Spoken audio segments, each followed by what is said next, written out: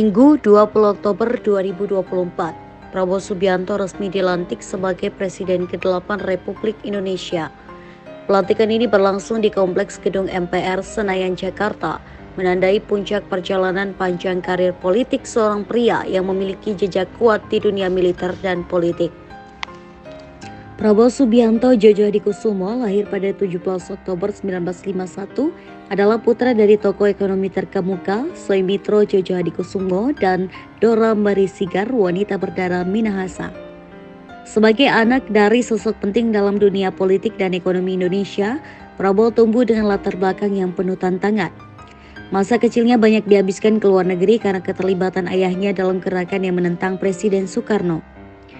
Hidupnya yang penuh syarat sejarah kini mengantarkannya ke puncak tertinggi pemimpin Indonesia, Presiden.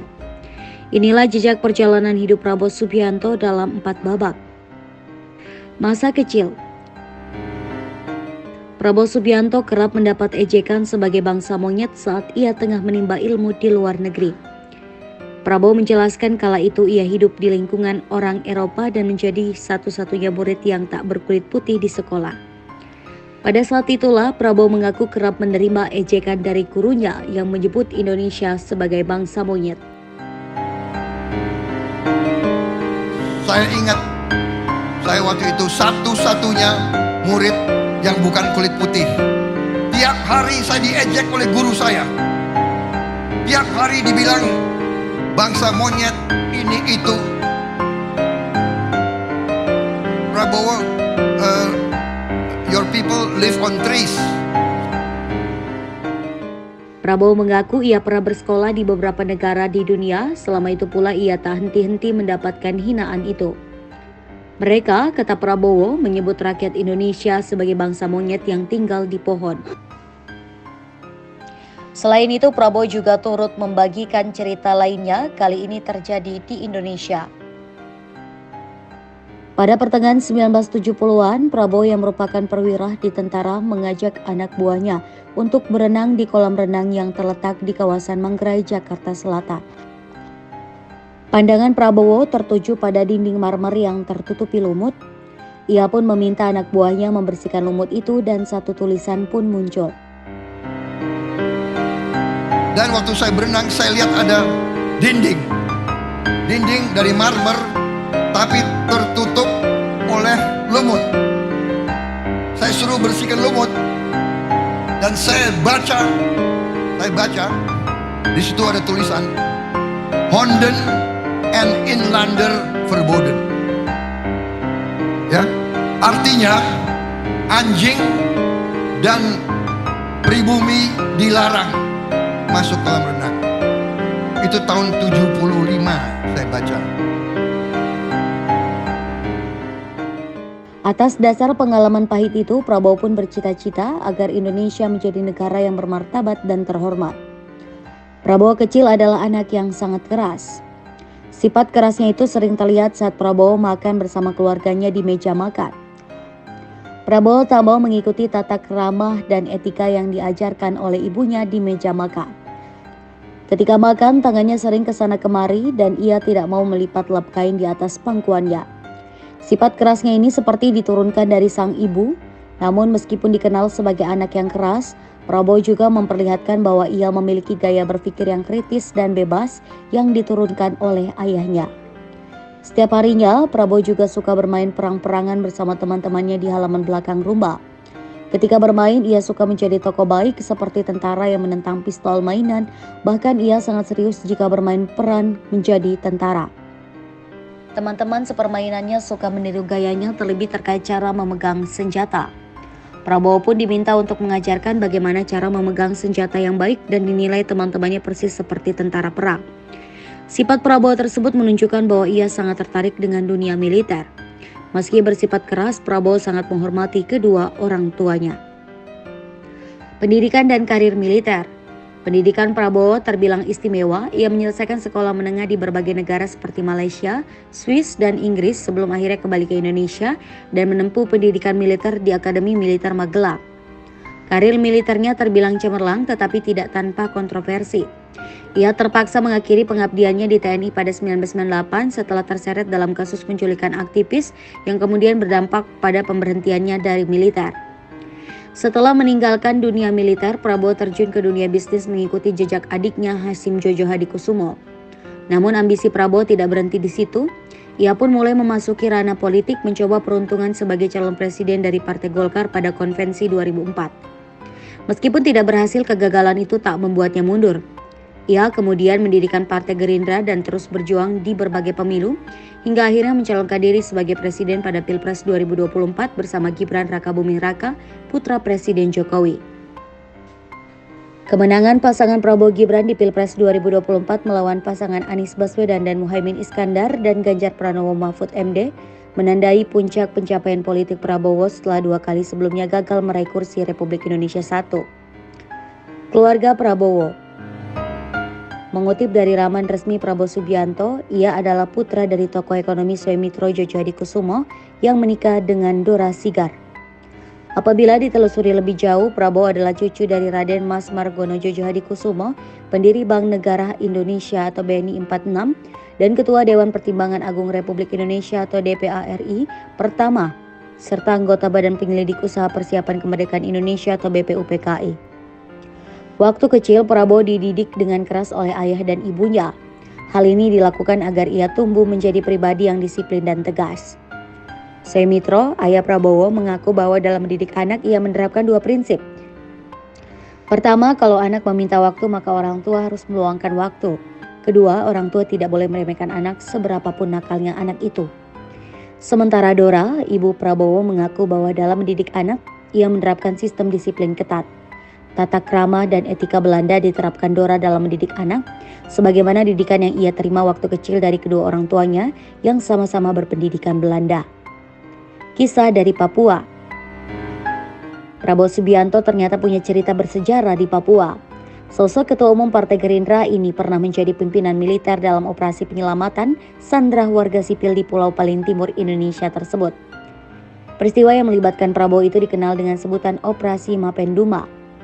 Operasi pembebasan sandera Mapenduma adalah operasi militer dengan tujuan membebaskan peneliti dari ekspedisi Lawrence 95. Para peneliti disandra kelompok organisasi Papua Merdeka atau OPM dalam peristiwa krisis sandera Mapenduma. Pelaksana operasi ini sebagian besar dilakukan oleh anggota Kopassus. Operasi ini dimulai tanggal 8 Januari 1996 silam, terutama sejak dilaporkannya peristiwa penyanderaan itu dan dipimpin oleh Komandan Kopassus Prabowo Subianto. Kala itu pada Senin 8 Januari 1996, sebanyak 26 orang yang berasal dari 10 tim ekspedisi Lawrence 1995, 3 orang periset WWF dan UNISO, serta 13 penduduk desa yang sedang mengumpulkan data di Mapenduma, Papua, mengalami nasib kurang beruntung. Mereka diculik oleh ratusan anggota OPM pimpinan Daniel Yudas Kagoya dari Basecamp. Peristiwa penyanderaan itu pun jadi sorotan luas dari dunia internasional, terutama karena melibatkan warga negara asing. Setidaknya ada 4 orang asal Inggris, 2 orang asal Belanda, dan 1 orang asal Jerman. Selama penyanderaan, para sandera digiring berjalan dan belusukan ke hutan belantara Papua tanpa mendapatkan asupan makanan yang cukup, sehingga beberapa orang jatuh sakit. Kala itu kabar penyanderaan itu juga jadi sorotan masyarakat di tanah air yang terus menantikan perkembangan penyelamatan korban yang dinantikan setiap hari, bahkan selama lebih kurang 4 bulan.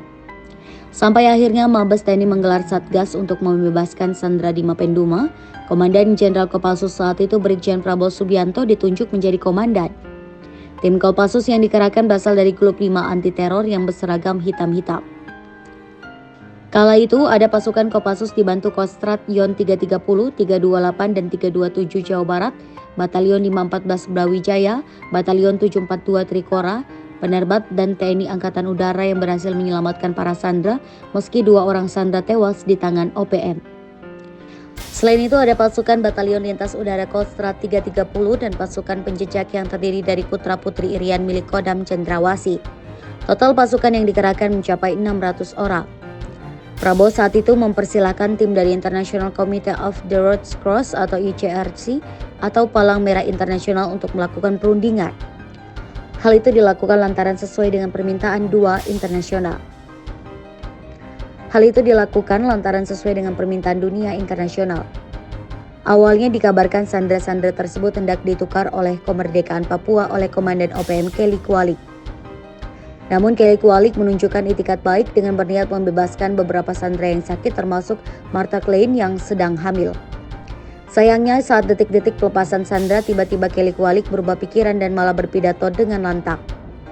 Kurang lebih isi pidatonya itu menegaskan bahwa apa yang ia perjuangkan dengan susah payah merupakan nilai yang sangat mahal. Dari pernyataannya itu, jelas bahwa Kelly menegaskan bahwa kemerdekaan harga mutlak untuk Kelly. Hingga akhirnya para sandera dan tim ICRC pun lemas mendengar hal tersebut. Mereka sadar bahwa perundingan yang rumit dan panjang ini harus melalui jalan buntu. Melihat rumitnya situasi tersebut, kala itu Brigjen Prabowo langsung menggerakkan pasukan begitu mendengar lampu hijau. Pergerakan pasukan pun dilakukan, misalnya saja seperti pengintaian lewat udara yang dilakukan terus-menerus. Bahkan sebuah pesawat tanpa awak yang bisa mendeteksi panas tubuh juga turut dikerahkan. Selama proses berlangsung, memang tak mudah untuk melacak jejak para sandera, apalagi mereka berada di tengah hutan belantara Papua yang sangat lebat dan luas. Namun TNI sendiri tak menyerah begitu saja dan terus melakukan tekanan kepada pihak penyandra. Hasilnya kelompok OPM yang terdesak harus bergerak masuk ke dalam hutan. Karena itulah, saat dalam keadaan panik pada tanggal 15 Mei, OPM membunuh 2 anggota tim Lawrence yakni Nevi dan Metis. Keduanya dibantai dengan kampak. Yang mengerikan adalah ternyata pihak OPM sendiri awalnya berniat membunuh seluruh sandera yang berasal dari Indonesia dan hanya menyandra warga negara asing. Namun akhirnya sisa sandera berlari menyelamatkan diri sembari berteriak histeris. Tak hanya sampai di situ saja, peristiwa mencekam masih terus terjadi setelahnya. Lalu dalam keadaan putus asa mereka bertemu pasukan Linut 330 Kostrad yang telah mencoba mengikuti mereka berhari-hari. Pasukan pimpinan Kapten Agus Rohim tersebut menemukan permen dan pembalut wanita yang tercecer di hutan. 2 benda tersebutlah seolah jadi bukti dan semakin menambah keyakinan bahwa mereka tak jauh lagi dari sandera.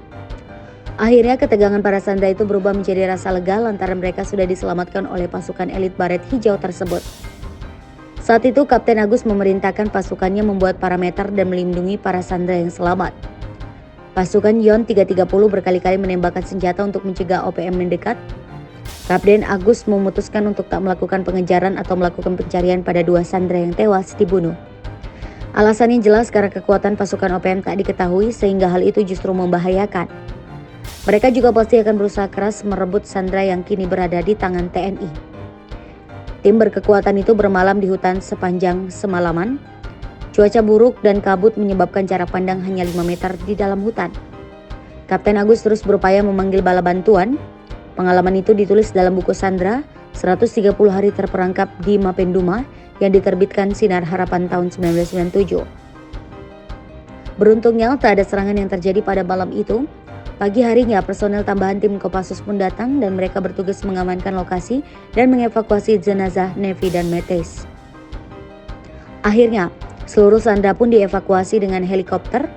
Setelah 130 hari di sandera, para peneliti bisa bebas sepenuhnya pada tanggal 16 Mei 1996.